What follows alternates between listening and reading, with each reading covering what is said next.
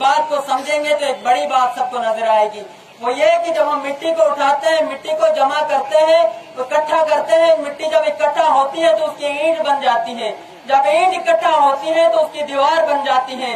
जब दीवार इकट्ठा होती है तो उसका कमरा बन जाता है, और जब कमरे इकट्ठे होते हैं तो उसका घर बनता है। अब ये तमाम की तमाम बेजान चीजें इकट्ठा हो सकती हैं, तो हिंदू और मुसलमान इकट्ठा क्यों नहीं हो सकता है? ये बेजान चीजें अगर एक हो सकती हैं, हमें बेजान चीजों से अगर एक पैगाम मिल सकता है कि इन बेजान चीजें जब इकट्ठी हुई तो हमारे लिए घर बना और हमें सुकून मिला। इसी तरह से जब हम इकट्ठे होंगे तो कहते हैं अगर कोई मुसलमान है तो उसे अगर ये कहा जाए कि भाई आपको हिंदू से खतरा है, और हिंदू होगा तो उसे कहा जाएगा कि मुसलमान से खतरा है। भाई अगर खतरा होता तो मुझे बताइए कि आज तक भी हमने देखा किसी मुसलमान ने किसी हिंदू को नुकसान नहीं पहुंचाया, किसी हिंदू ने किसी मुसलमान को नुकसान नहीं पहुंचाया, तो आज कैसे पहुंचा सकते हैं? वक्त कम है। अल्लामा इकबाल साहब ने बहुत अच्छे से चंद अशआर के अंदर इन चीजों को जमा फरमाया है। मैं चाहूंगा कि मुख्तसरन आपके सामने वो पेश करूं, ताकि हम सारे लोग, अगर वक्त ज्यादा होता तो हो सकता है बहुत सारी बातें करते और तफसीलन इस मुद्दे पे जब बात हो। अस्सलाम वालेकुम। आदाब। जितने भी लोग यहाँ पे आए हुए हैं, तमाम लोगों को मैं मुबारकबाद देना चाहूँगा। हमारे बहुत सारे बुजुर्ग यहाँ पे आए हुए हैं, नौजवान दोस्त यहाँ पे आए हैं, तमाम साथी यहाँ पे मौजूद हैं। मुबारक इसलिए देना चाहूँगा क्योंकि आमतौर पे जलसों में हम लोगों का जाना जब भी होता है वो बड़ी बात नहीं होती है। हर इंसान किसी न किसी ऐसे फायदे के लिए जलसे के अंदर या ऐसे मजमे के अंदर जाता है जहाँ उसका हो सकता है कोई अपना फायदा भी हो।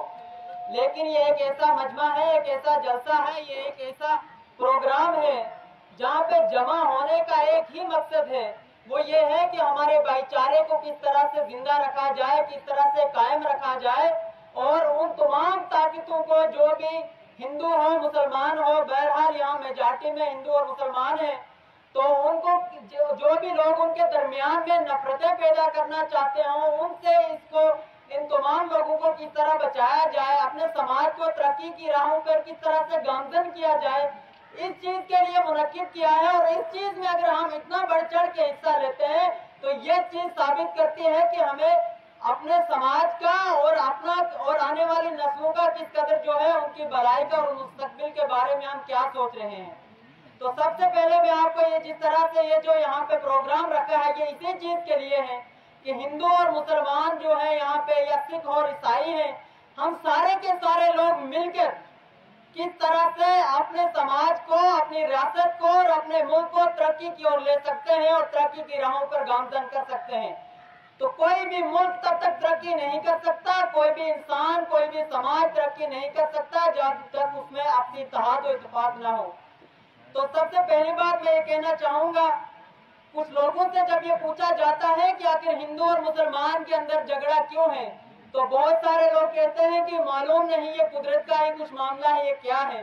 तो उनसे एक जवाब देना चाहूंगा कि कुदरत ने हमें अलग पैदा नहीं किया है, और साथ ही साथ कुदरत ने हम लोगों को बिल्कुल बराबर रखा है। देखा जाए तो कुदरत ने जो पानी बनाया है, हिंदू का पानी भी वही है और मुसलमान का पानी भी वही है। हिंदू की हवा भी वही है और मुसलमान के लिए हवा भी वही है। हिंदू के लिए जो यहाँ पे अगर देखा जाए तो हिंदू के लिए प्लेटफॉर्म जो रेलवे स्टेशन का वो वही है, मुसलमान के लिए भी वही है। हिंदुस्तान के लिए एयरपोर्ट वही है और मुसलमान के लिए भी वही है। हिंदुस्तान के हर शहरी के लिए सब कुछ बराबर है। और कुदरत ने भी अपनी हर चीज, अगर जंगल दिया है, कोई भी चीज दी है, तो कहीं पे हिंदू और मुसलमान को बांट के नहीं दी है। हर चीज जो है हिंदू और मुसलमान को बराबर दी है। और दूसरी बात यह है, जो मैं अपने दिल की बात है और मुल्क हिंदुस्तान के 130 करोड़ लोगों तक मैं आपके माध्यम से बात पहुंचाना चाहता हूं, वो ये है, जो सादे जो छोटी बात है, लेकिन अगर हम इस बात को समझ जाएं तो मुझे लगता है मेरे दिल की हर बात जब आप तक पहुंचेगी और तमाम के तमाम लोग इस बात को समझेंगे तो एक बड़ी बात सबको नजर आएगी। वो ये कि जब हम मिट्टी को उठाते हैं, मिट्टी को जमा करते हैं, तो इकट्ठा करते हैं, मिट्टी जब इकट्ठा होती है तो उसकी ईंट बन जाती है। जब ईंट इकट्ठा होती है तो उसकी दीवार बन जाती है। जब दीवार इकट्ठा होती है तो उसका कमरा बन जाता है, और जब कमरे इकट्ठे होते हैं तो उसका घर बनता है। अगर ये तमाम की तमाम बेजान चीजें इकट्ठा हो सकती हैं तो हिंदू और मुसलमान इकट्ठा क्यों नहीं हो सकता है? ये बेजान चीजें अगर एक हो सकती है, हमें बेजान चीजों से अगर ये पैगाम मिल सकता है कि इन बेजान चीजें जब इकट्ठी हुई तो हमारे लिए घर बना और हमें सुकून मिला, इसी तरह से जब हम इकट्ठे होंगे तो हमें भी और आने वाले नस्लों को भी सुकून मिलेगा।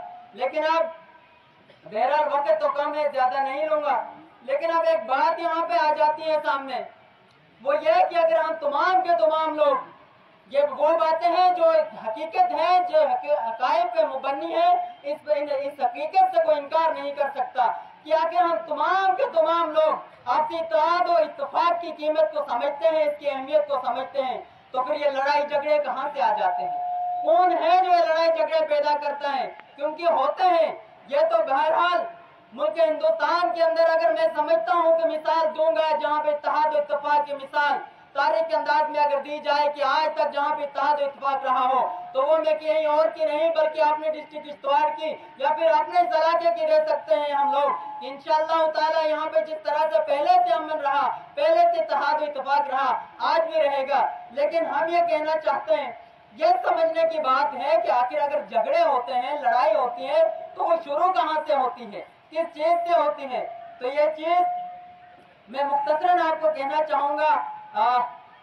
अक्सर ये देखा जाता है कि जब भी कहीं पे पूरे मुल्क में देखा जाए या जहाँ कहीं भी इस तरह के मौके हम देखते हैं, इस तरह की चीजें देखते हैं जहाँ पे हिंदू मुसलमान हो, सिख हो, ईसाई हो, किसी को भी आपस में हम देखते हैं कि झगड़ रहा है, लड़ रहा है, तो एक बुनियादी वजह उसकी ये आती है कि कहीं ना कहीं इस बात से कोई इनकार नहीं कर सकता, क्योंकि इसकी बात को हम अच्छी तरह समझे, कहीं ना कहीं उसमें किसी ना किसी तरीके से कोई ना कोई सियासी पहलू घुसा होता है, कोई ना किसी तरीके से उसमें सियासत का कोई ना कोई वो जड़ निकली होती है। लेकिन उसे सियासतदान नहीं कहा जा सकता अगर कोई सियासतदान इस तरह की बात करे, बल्कि उसके मुफित्तर कहा जा सकता है, उसे समाज का दुश्मन कहा जा सकता है, मुल्क का दुश्मन कहा जा सकता है। ये वो हकीकत है जो हम सब लोग जानते हैं।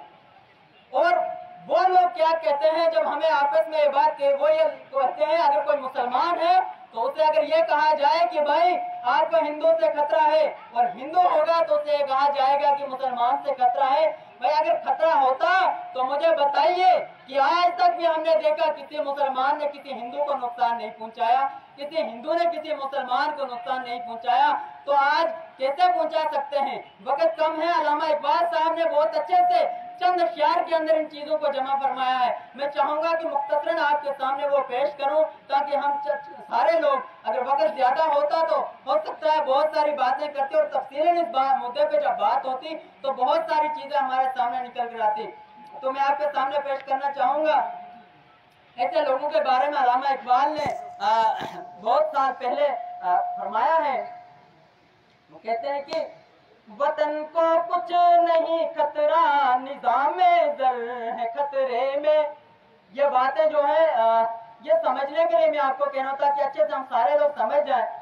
कहते कि वतन को कुछ नहीं खतरा, निज़ामे ज़र है खतरे में, हकीकत में जो रहज़न है वही रहबर है खतरे में, हकीकत में जो रहज़न है वही रहबर है खतरे में, जो बैठा है सफ़े मातम बिछाए मर्ग ज़ुल्मत पर, जो बैठा है सफ़े मातम बिछाए मर्ग ज़ुल्मत पर, वो नौहागर है खतरे में, वो दानिशवर है खतरे में।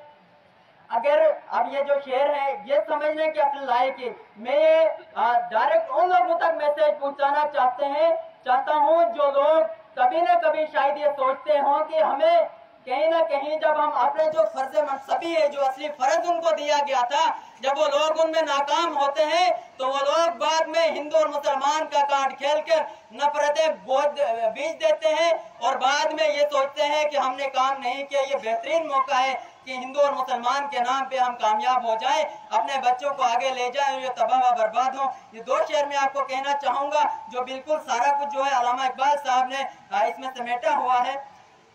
अल्लामा साहब फरमाते हैं कि अगर तशवीश लाहक है तो सुल्तानों को लाहक है। पहले मैंने आपको फरमाया कि वतन को कुछ नहीं खतरा, निज़ामे ज़र है खतरे में, हकीकत में जो रहज़न है वही रहबर है खतरे में। जो बैठा है सफ़े मातम बिछाए मर्ग ज़ुल्मत पर, वो नूहागर है खतरे में, वो दानिश है खतरे में, वो दानिशवर है खतरे में। फरमाया कि अगर तशवीश लाहक है तो सुल्तानों को लाहक है, अगर तशवीश लाहक है तो सुल्तानों को लाहक है। न तेरा घर है खतरे में, न मेरा घर है खतरे में। जहाँ इकबाल भी नजरे खते तंसी को हो जालिब, वहाँ तुझको शिकायत है तेरा जौहर है खतरे में। तो वक्त की किल्लत है, आखिर में मैं आपको ये कहना चाहूंगा और उन तमाम लोगों को, ये वो हकीकत है जिसको अगर बहुत सारे लोग सामने लाना ना चाहते हो, लेकिन इस हकीकत को हम सब लोग समझते हैं। और एक पैगाम अपने तमाम नौजवान भाइयों को देना चाहूंगा, क्योंकि नौजवान वो लोग हैं, नौजवान ही ऐसे लोग हैं जो रियासत को, मुल्क को तरक्की की ओर ले सकते हैं। और तरक्की को, मुल्क को तरक्की की जानिब लेने का एक ही रास्ता है, वो है एक होकर रहना, आपसे जिस तरह भाईचारे को कायम रखना। और तमाम तर अगर बुनियादी, अगर जितने भी ऐसे लोग हैं जो अगर आप हमारे समाज के अंदर नफरत फैलाने की कोई भी कोशिश करते हैं, उनको एक खिलाफ ऐलाने जंग करना और उन लोगों से लड़ाई लड़ना, ना कि आपस में लड़ाई लड़के खुद को और खुद के मुस्तकबिल को तबाह व बर्बाद करना। ये मैं एक आम नौजवान की हैसियत से आप तमाम लोगों के सामने अपने ख्यालात रख रहा था। और साथ ही साथ उन तमाम सियासतदानों को जो नाम निहाद सियासतदान हैं, उनको ये पैगाम पहुंचा देना चाहता हूं कि यहाँ के नौजवान इंशाअल्लाह ताला जिस तरह पहले भाईचारे के साथ रहे थे, आगे भी रहेंगे। और मुल्क हिंदुस्तान के तकरीबन 130 करोड़ आबादी तक भी यही पैगाम हम आपके माध्यम से पहुंचाना चाहते हैं कि जितना भी हो सकेगा तमाम तरह से लोगों का बाइकाट किया जाएगा जो हमें नफरत फैलाना चाहेंगे। हम सब लोग मिलके अपने रियासत और अपने मुल्क को इंशाअल्लाह ताला तरक्की की नई राहों पे लेंगे और इंशाअल्लाह ताला इसमें कोई कसर नहीं रहेगी। वक्त की किल्लत की वजह से इंशाअल्लाह आज इतना ही दीजिए जाए।